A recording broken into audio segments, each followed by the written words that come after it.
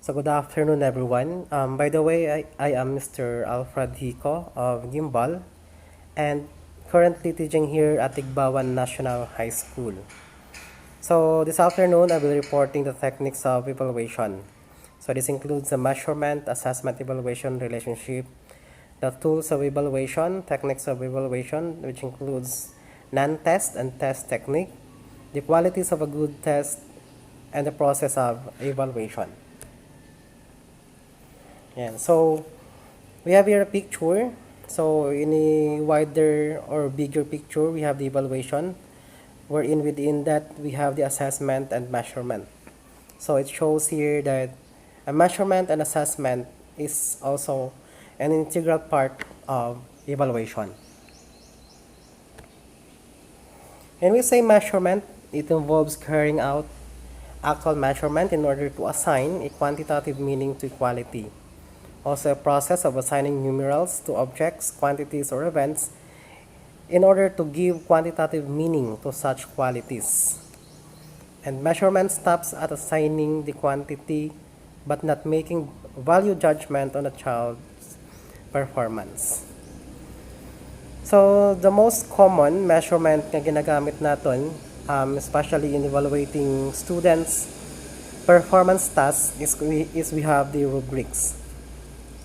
So here in rubrics, we have already the indicated points for their scores while they are performing their task. And next, we have the assessment. So it is a fact-finding activity that describes conditions that exist at a particular time. So it involves also measurement to gather data. So this assessment describes also the progress students that have made towards the lesson that we have given to them. And also, it also refers to the processes and products which are used to describe the nature and extent of our pupils or student learning. Next, we have evaluation. So this adds the ingredient of value, judgment to assessment, concerned with the application of its findings, and implies some judgment of effectiveness, social utility, or desirability of a product, process, or progress in terms of carefully defined and agreed upon objectives or values. So if we're going to compare assessment and evaluation, assessment is a feedback of our learners on the lesson that we give to them or sa learning and that. And evaluation, on the other hand, is the feedback of us teachers to the learning of our students. So we have here the tools and techniques of evaluation. So this is required to gather information, wherein it must be valid, reliable, and usable. Interpretation of gathered information needs to be given a numerical scores, a grade, as well as in qualitative terms. So judgment should be made not just on scholastic aspects, but also on co-scholastic aspects. So as far as interpretation is concerned, attainment can be measured in terms of these three levels. First, with reference to the learner, he or himself or herself, and the current status of progress. The learning gaps needs to be identified and marked upon. Second one is to identify the status of the learner with reference to his or her peer group. So we have the percentile rank. And the last is with reference to the criteria. So this means the expected level of learning, keeping in view the required skills. So we have here the tools and techniques. So a tool is any physical item that can be used to achieve a goal. So on the other hand, techniques, the basic method for making or doing something, such as an artistic work or scientific procedure. So in evaluation on education, when we say tool, it is an instrument that we use to collect the evidences of our students' performance or achievement. So we have here the main tools of evaluation in education. First, we have the achievement test. So as far as teachers are concerned, the most commonly used tool is this one, achievement test. In the evaluation approach, the term achievement has to be understood in relation to the objectives of instruction that are translated into behavioral changes. The same learning points might have been learned by different students at different levels. So here the teacher is interested in knowing the level of achievement of each student in each of the learning points and evaluates this on the basis of his predetermined instructional objectives rather. So this tool, achievement test, is of course used to measure the knowledge learned by a student in a certain grade level, and usually this achievement test is also referred to what we call aptitude test. The next one is the anecdotal records. So these are reports of informal teacher observations regarding his pupils or student.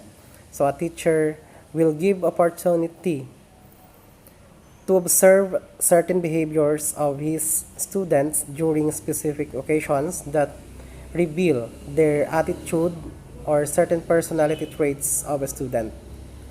So this may be conducted within the classroom or beyond the classroom. This should also be recorded soon after the incident is observed. So these anecdotal records, of course, will give insight for us teachers as we plan learning experiences towards our student. Next one is the cumulative record. The progress in the development pattern of each student is recorded cumulatively from period to period in a comprehensive record designed for the purpose. So it will have provision for recording details of a variety of dimensions like physical development, health conditions rather, level of attainment, and various subjects' participation in co-curricular. The next one is we have the checklist. So a simple laundry list type of device consisting of a prepared list of items. So this is a two-dimensional chart in which the traits measured are noted in one dimension and the names of the examinees in the other. So the results can be recorded by putting tick mark against the item. So sa checklist, of course, there is what we call a degree of interpretation needed. And sometimes the information is not that well established.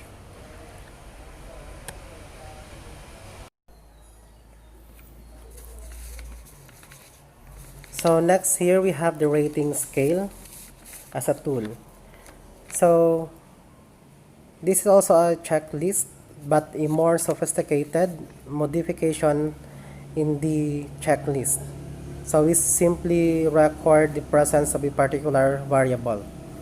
There is no provision for expressing how much that variable is found. So in order to overcome this limitation, each trait can be scored on any number of convenient points, each point representing a particular degree, such as good, average, and poor when it is 3-point scale. So this rating scale is a tool that also indicates the degree of behaviors or skills of our student. Next, we have the questionnaire. So it is a flexible tool for gathering quantitative information. It is possible to cover various aspects of a broad problem or several problems themselves through the questionnaire. So just easy to administer and collect the responses using questionnaire. But inadequate coverage, misinterpretation of questions, and individual understanding of correspondence are the major limitations of this questionnaire.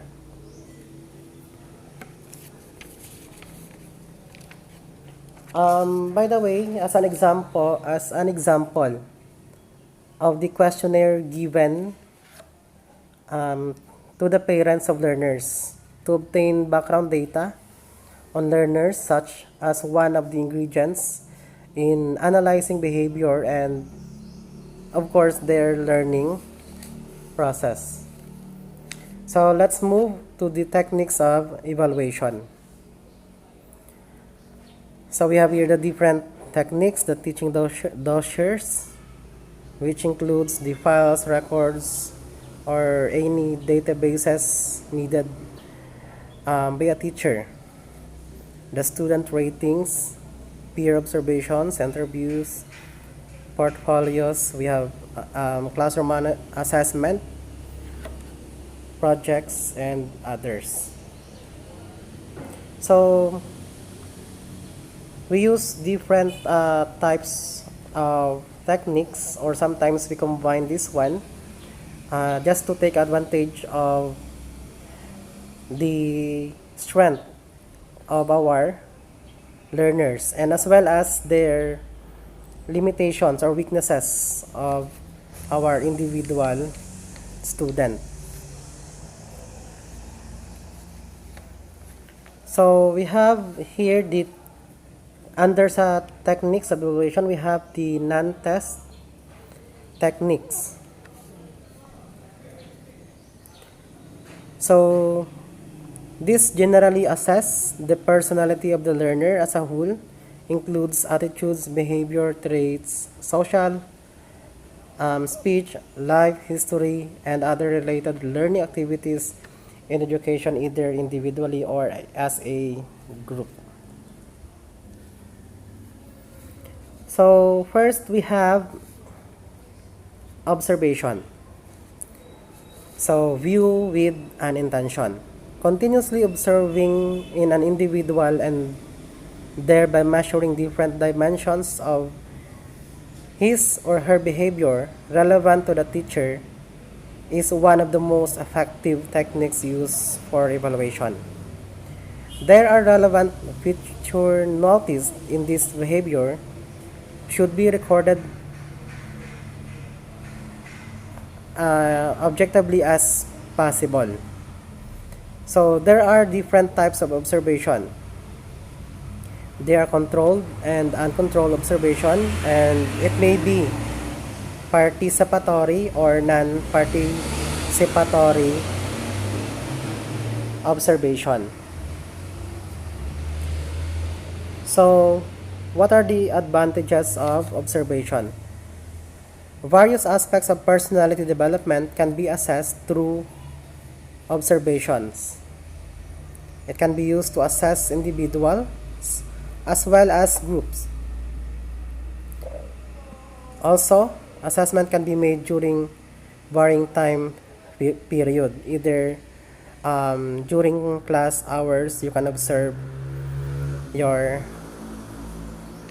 classes, and Evidence of students' performance knowledge is based on-the-spot record. The next technique is we have here the interview. So when we say interview, it is a two-way method which permits an exchange of ideas and information. So it is a conversation carried out with the definite purpose of obtaining certain information by means of the spoken word. It is also a process of communication or interaction in which the subject or interviewee provides information verbally in a face-to-face situation. So there are a lot of advantages in interview technique. So these are particularly good at producing data which deal with topics in depth and in detail. Also, can gain valuable insights based on the depth of information gathered and the wisdom of key informants. And of course, easy to use since we have only you can have only the conversation skills. And interviews are good method for producing data based on informant priorities, opinions, and ideas. Also, it is very flexible to use. And of course, the data may be valid since you have the direct contact to the interviewee.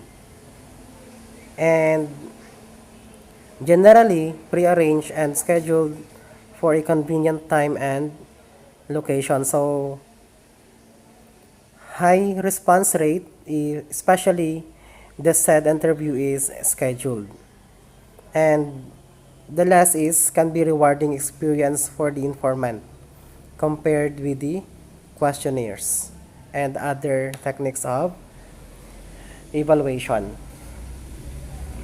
But sometimes there are cases that the data obtained sa interview is too complex or difficult to analyze.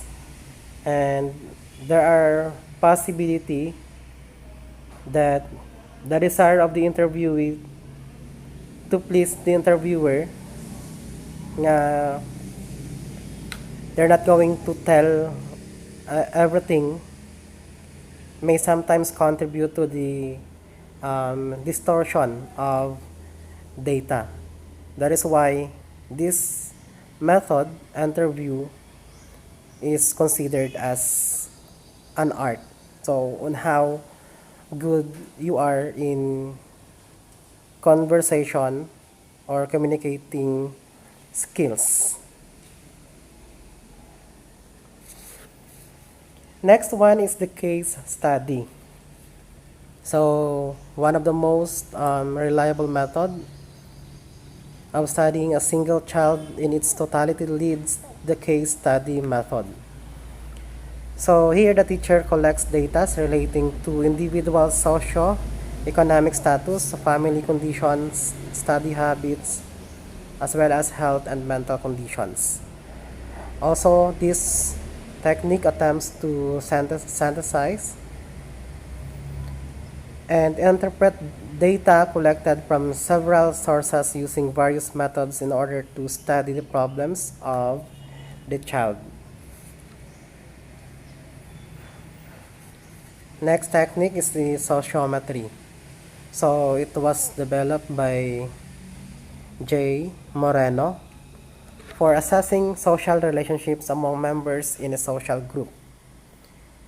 So this one can help teachers to identify stars, isolates, and cliques. So when we say stars, so stars are those who are chosen by many. Isolates are those stars are those rather who are chosen by many. And isolates are those who are chosen by nobody. And a clique is a small group who has close relationship exclusively among themselves. Graphical representation of sociometric is also known as a social graph. So here, or this technique will really help us teachers to assess the behavior and as well as the attitudes of our learners towards sa ilang mga groupmates or sa ilang mga classmates. Next one is projective techniques. So these are undertaken over a period of time and generally involve collection and analysis of data. It is useful in theme-based tasks to be completed as assignments in groups. So they can be open-ended or structured and can also be individual or in a group projects. So this should be based also on the context outside the textbook and related to the student's environment, culture, lifestyle, or community-based social programs. So there are three projective techniques. So we have here the original drawing and paintings, PlayStation, and the TAT or the thematic appreciation test. So sa original drawing and paintings, so this one, ang oblas ang bata makabulig dia sa aton to have an insights about the personality or behaviors of our student.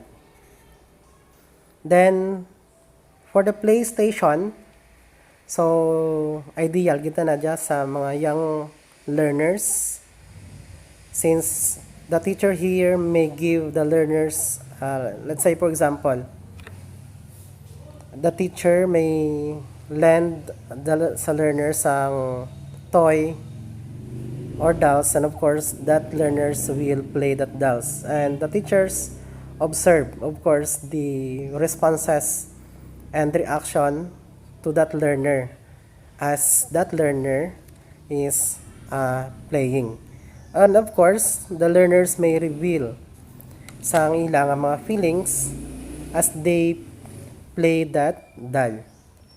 So this play material may be our medium through which our learner expresses his or her inner side. And sa TAT or thematic appreciation test, so gagamit na dyan the different pictures to elicit the different responses to the learners.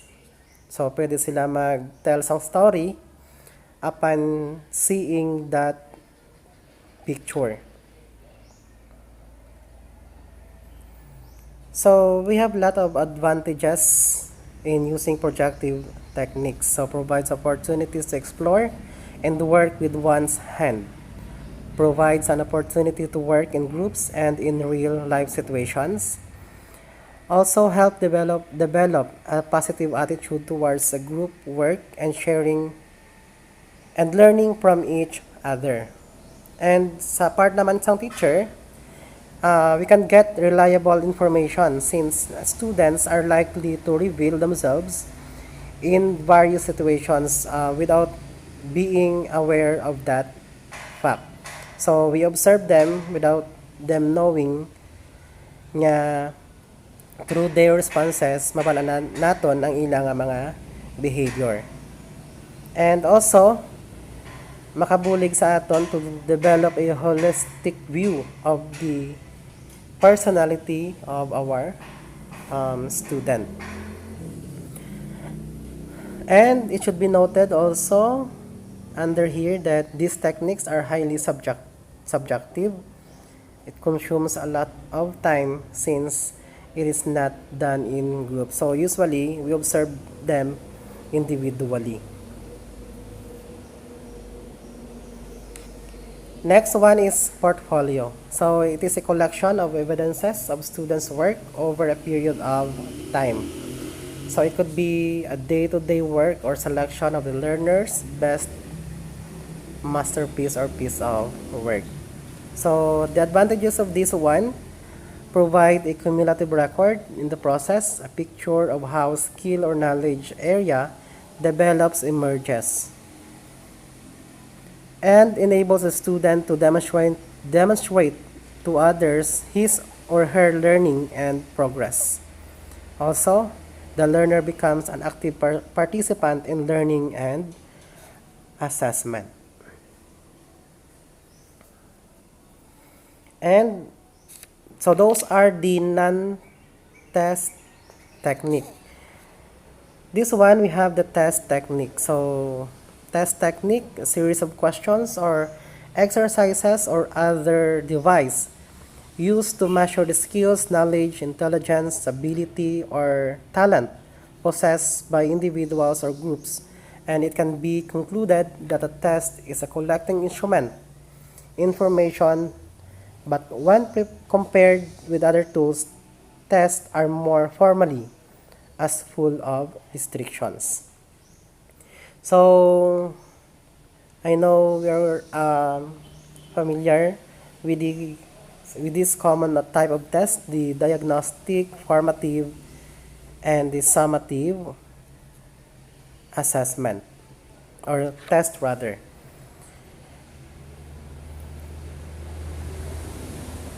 So if we're going to compare these three according to function, so diagnostics to find out strengths and weaknesses of or that exist in our students. Formative to determine what extent learning process has run as planned. And summative to find out how far learners have been able to move from one unit to the next. And in terms of time, of course, diagnostic at a time of the division of classes or the first time the teacher gives a lesson. So, pwede mahatag ang diagnostic. And formative, of course, the main goal here is that to find out information about the progress that has been achieved or disadvantage and difficulties of student. So usually this is after the lesson. And for summative at the end of the quarterly or half of a unit. So for weight point assessment, diagnostic pressing on the cognitive, affective, and psychomotor areas, while formative just push on the aspects of behavior or cognitive.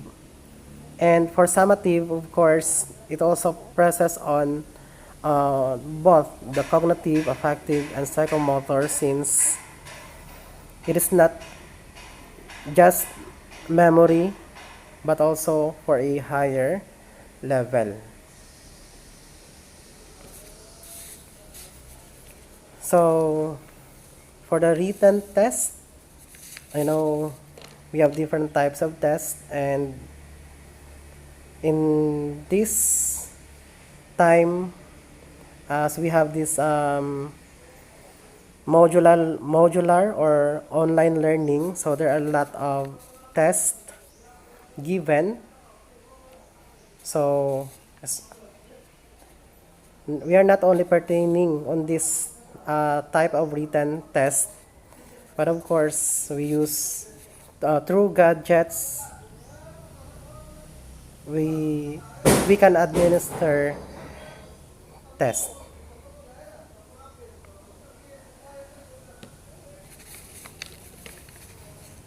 Okay, so next we have for the qualities of a good test.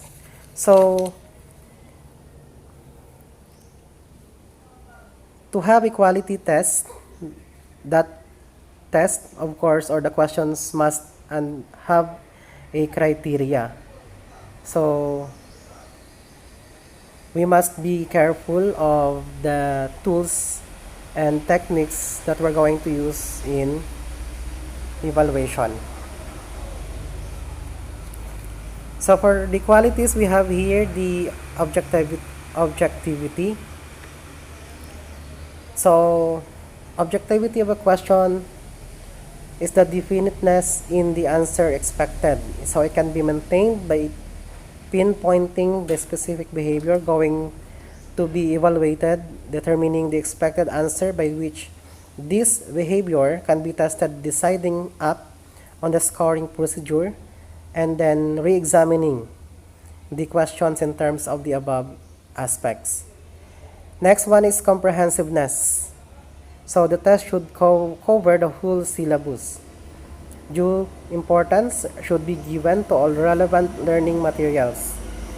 Also, cover all the anticipated objectives. So, if these two exist, the test may be said to possess the comprehensiveness. Next one is validity. So,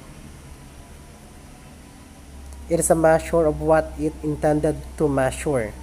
So it can be content validity or predictive validity.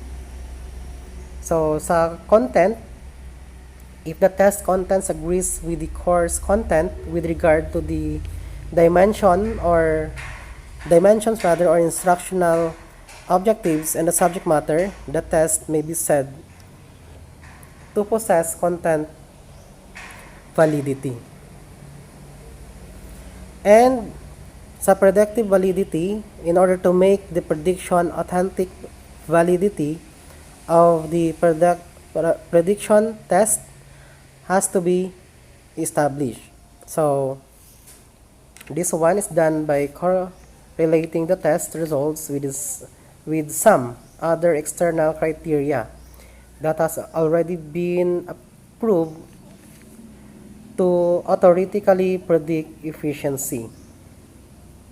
So this correlation is statistically determined, and if the test scores are found to be lightly correlated with external criterion, then the test is said to be valid. Okay, so we have now the process of evaluation. So we have here 3 process: the planning, implementation, and feedback. So for planning, we have to define the purpose and scope, specify evaluation question, specify the design, and create data collection plan or action plan. And for the implementation of evaluation, we have the data collection, data analysis, and finding data inference. And for the feedback, we have to disseminate information, feedback for improvement. So in a classroom setup, so to evaluate, of course, we have to give comments to the performance or achievements of our student. So under the data collection plan, we have to decide level of evaluation, the type of evaluation, the technique, evaluation questions, the sources, and by whom, when to collect, how to collect data, and how data are to be analyzed. So we have here choosing an evaluation method. So why in process? So we have to identify the purpose of evaluation. When in process, so either formative or summative. And for the style of evaluation, either it is in a laboratory or in a field. And for the types of measures, either qualitative or quantitative. And for the level of information, either high level or low level. And for the resources, we have to take note of the time, the subjects, the tools, and equipments na pwede natin gamiton. So, this is on how we're going to choose our evaluation method.